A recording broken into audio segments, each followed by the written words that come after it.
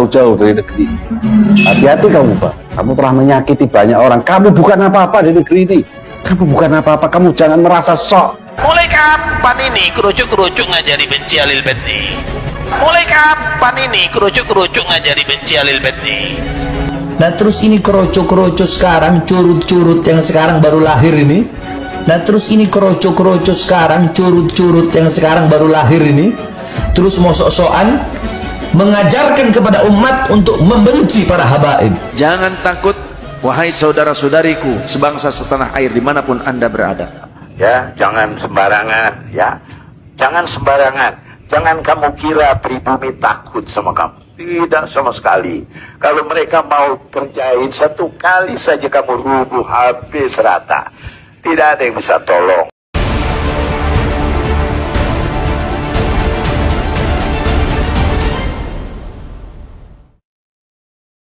Anjing, gue babi, kenapa kau kalau ceramah pakai tarif, pasang tarif?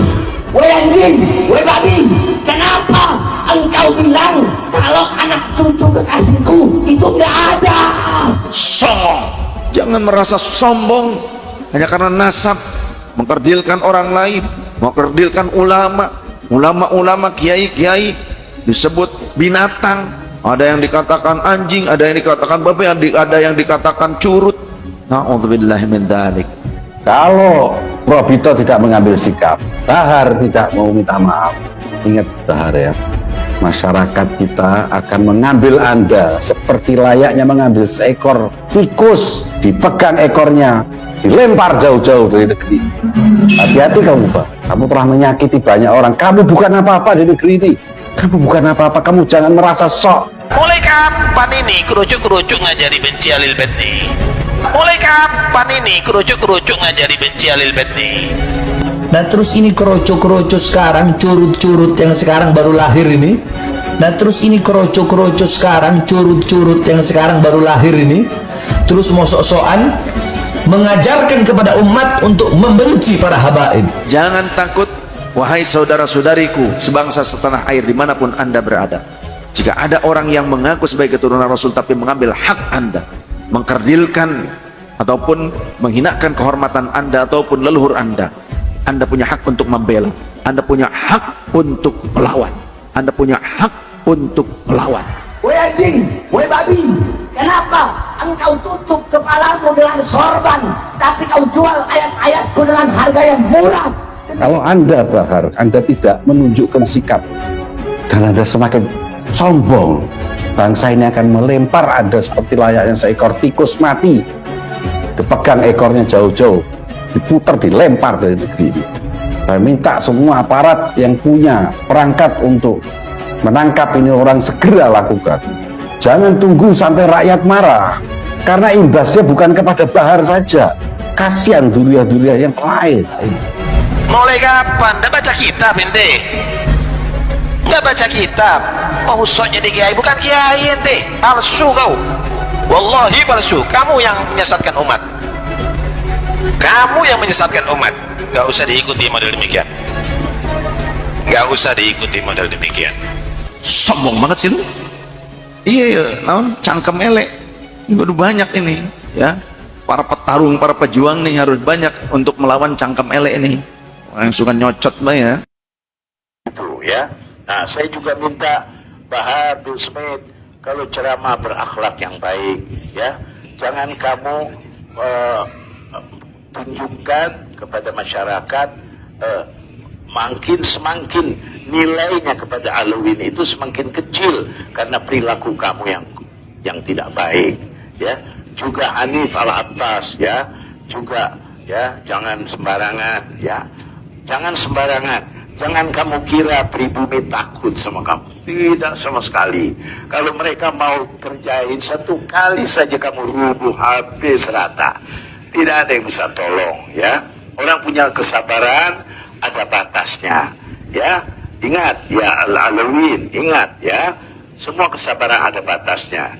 Jangan sampai ini para kiai sangat hormat kepada kita, sangat sayang kepada kita. Tahu orang, dia butuh apa? Dia butuh duit, tapi duitnya duit haram. Ya gak? Dengan cara hina-hina Habib. Daripada ente orang hina Habib nih, gue kasih duit di botol ini. Ambil. Tuh, ambil. Ambil. Nah, semua tuh, ambil semua. Yang dikatakan oleh Allah seperti anjing. Apa dalilnya? Di dalam surat Al-A'raf dikatakan bahwasanya orang yang benci-benci, orang-orang yang munafik, orang-orang yang memusuhi keluarga Nabi SAW, ya, adalah kata Allah Subhanahu wa taala, kamatsalil kalbi in tahmil alaihi yalhaz atau tatruku yalhaz. Mereka itu perumpamannya seperti anjing. Anda tahu anjing? Anjing, babi, kenapa engkau tipu-tipu kau punya rakyat? Anjing, babi, kenapa kau jual ayat-ayat Allah dengan harga yang murah? Anjing, babi, kenapa kau jual ayat, kau jual hadis untuk kepentingan perutmu? Anjing, babi, kenapa kau pakai sorban tapi engkau berdiri di pintu-pintu pejabat? Bakal marah. Yang asli pasti nggak bakal marah. Ya ngapain? Saya anak siapa kamu? Samlawi bapak saya. Nggak percaya kamu anak Samlawi, ya biarin. Ya enggak? Ya kamu percaya nggak percaya, saya tetap anak Samlawi. Turunan Nabi asli. Orang mau percaya mau kagak dia turunan Nabi. Ya saya tetap turunan Nabi. Betul tidak? Lalu apa hubungannya dengan orang? Kenapa harus dipertahankan betul-betul orang meyakini bahwa saya turun Nabi? Untuk apa? Hanya satu jawabannya. Untuk kehormatan dan materi yang ingin dia dapatkan dari pengakuan itu. Dan masanya sudah selesai yang demikian itu untuk Wonogiri, yang lain belum. Biarkan yang lain dalam perasaannya yang terjajah, sehingga dia dilahirkan oleh ibunya sebagai manusia merdeka, hari ini masih terjajah oleh kedustaan yang diciptakan. Ngakunya turunan Nabi, mabok, katanya harus dikasih beras, katanya kakinya lebih mulia daripada sorbannya kiai, walaupun dia tukang mabok. Na'udzubillah, tidak ada ajaran Islam seperti ini. Kalau ada narasi-narasi yang demikian, itu adalah narasi penipu-penipu dari orang yang mengaku turun Nabi, padahal Nabi lebar dari dirinya, tidak ada kaitan antara dirinya dengan Nabi dari silsilah nasab dan akhlak. Tidak ada. Yakin, serakin yakinnya 100% orang semacam itu yang mudah mabok, mudah menghina orang, mudah mengintimidasi, tidak suka direndahkan, kalau direndahkan sedikit aja marah, maunya dimuliakan. Itu bukan ciri genetik Rasulullah Muhammad SAW. Genetik Rasulullah itu genetik tawadu, bijaksana, sopan, jujur, ada yang menghina dia senyum, itu genetiknya Rasulullah. Dan genetik Rasulullah itu miripnya bukan dengan mereka, tapi miripnya orang Wonogiri.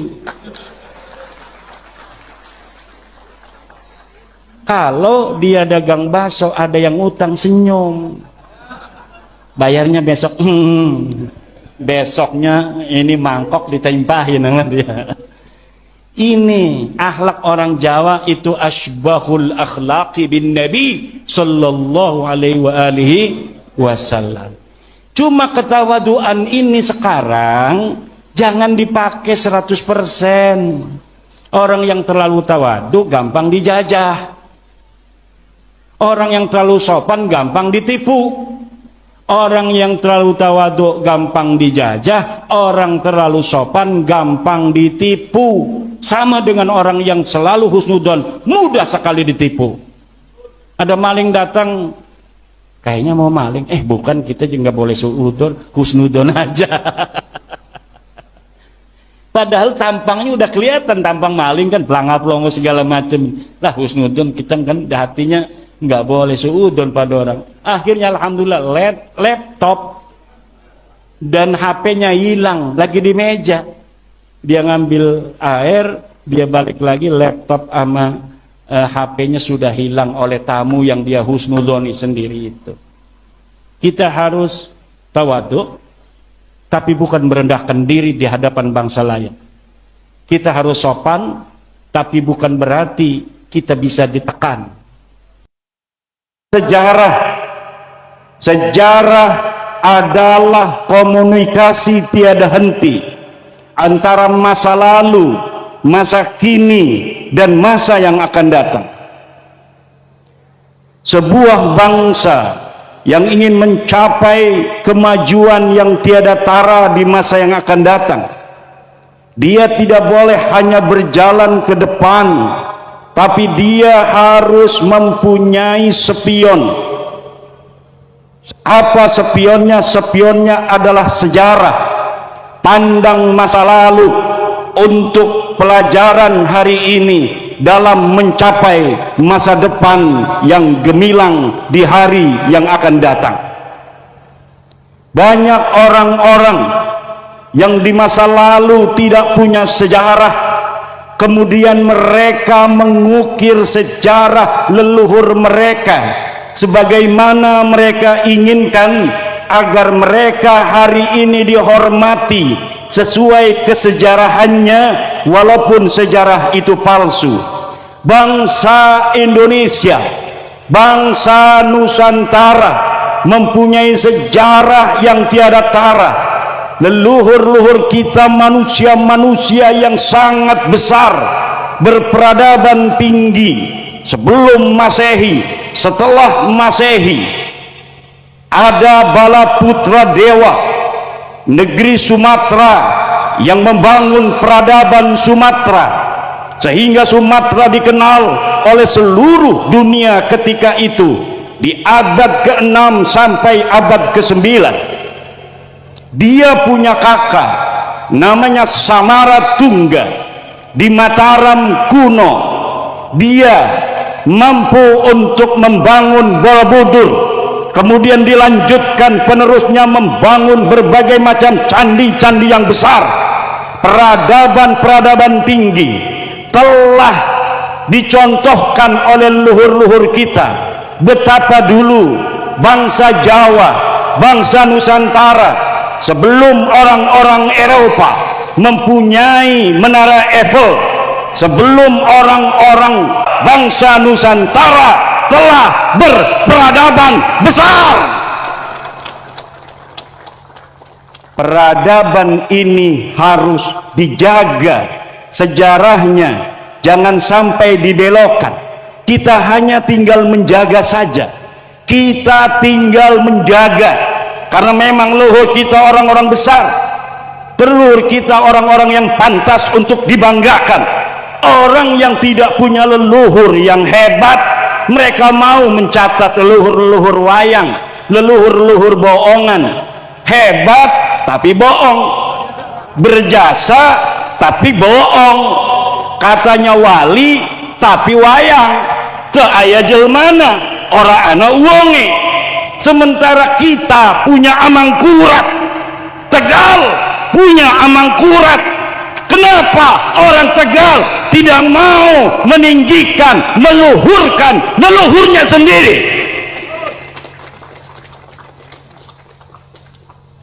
Ini adalah sebuah nikmatun azimatun li ahli Tegal. Bisa saja Allah menentukan Amangkurat ini yang mulia, dia dimakamkan di Banten.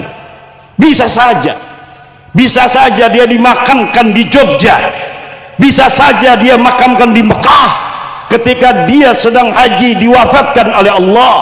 Tapi Allah ingin dia ada di Tegal. Kenapa? Karena Allah sayang kepada orang-orang Tegal. Boleh Yogyakarta berbangga karena di sana ada keraton, boleh Solo berbangga karena di sana ada keraton, tapi Raja Agung dari Mataram ada di Tegal.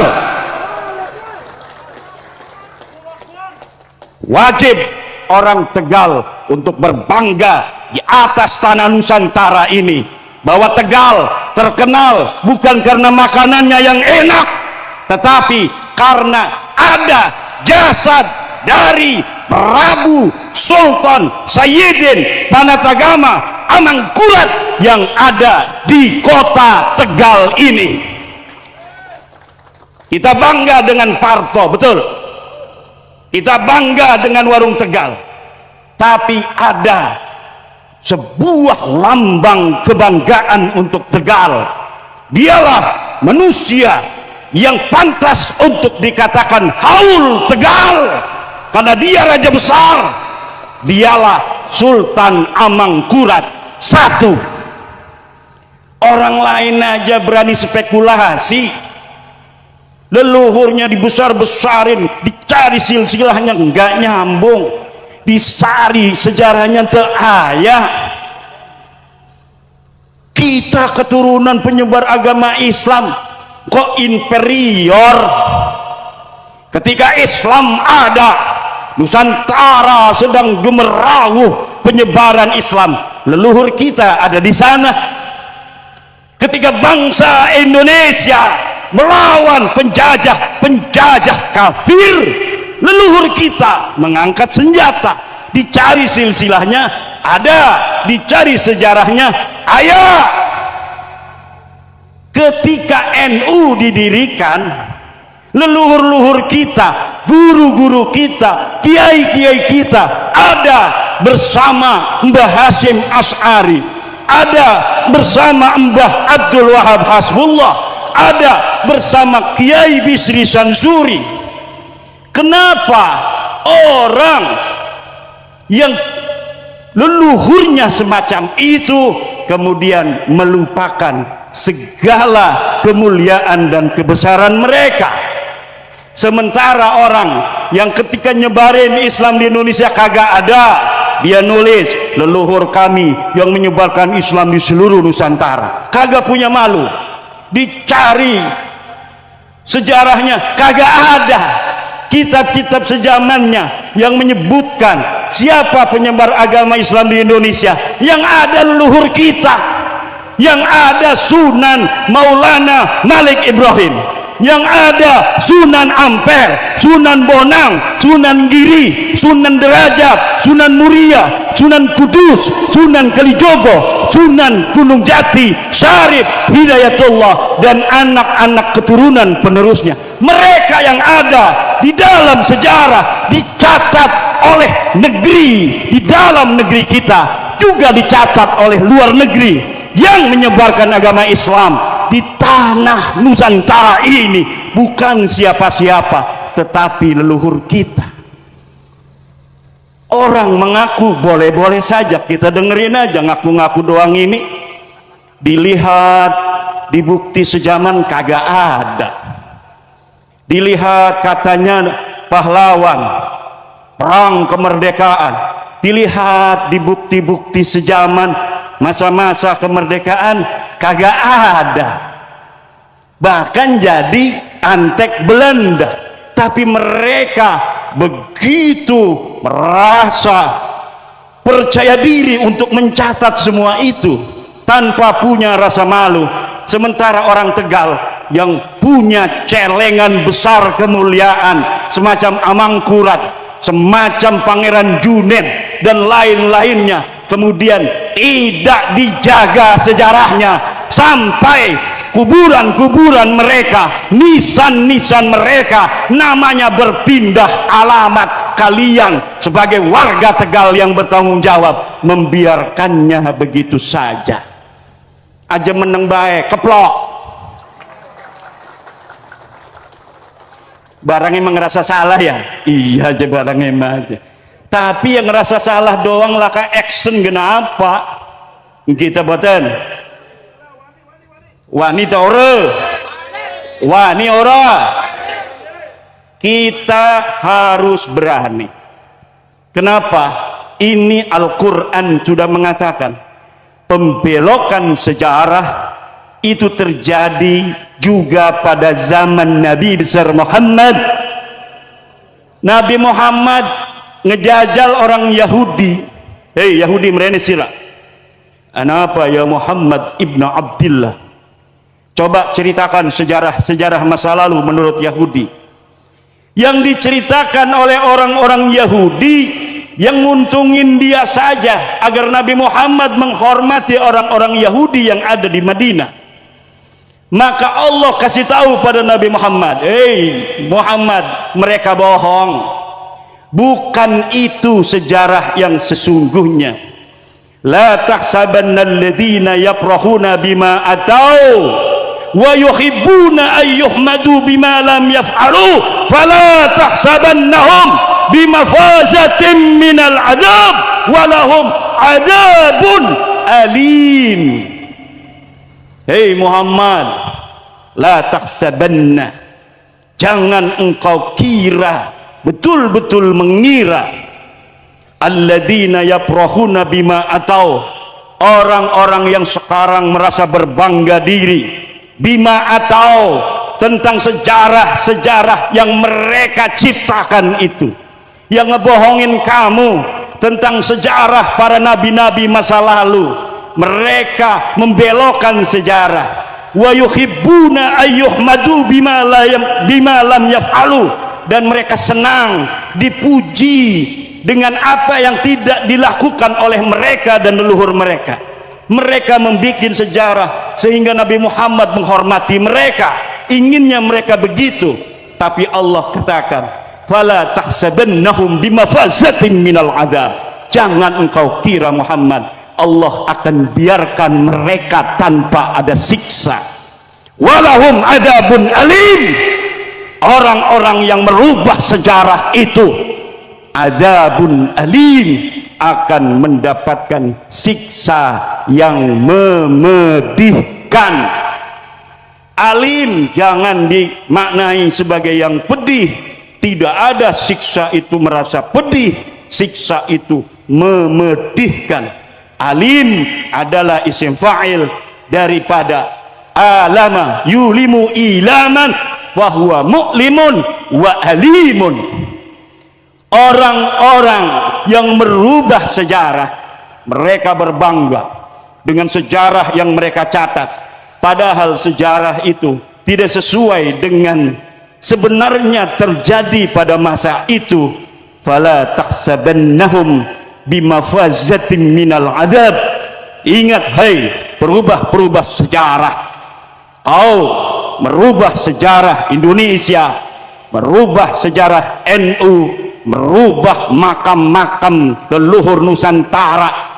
Ingat, wala tahsabannahum bimafazatin minal adab, jangan kau kira mereka akan selamat dari siksa Allah subhanahu wa ta'ala. Walahum adzabun alim, mereka akan mendapatkan siksa yang pedih. Tubu ilallah al-an, tubu ilallah al-an, tubu ilallah al-an, yaghfir lakum dzunubakum insyaallah. Amin ya Allah ya rabbal alamin. Wa illa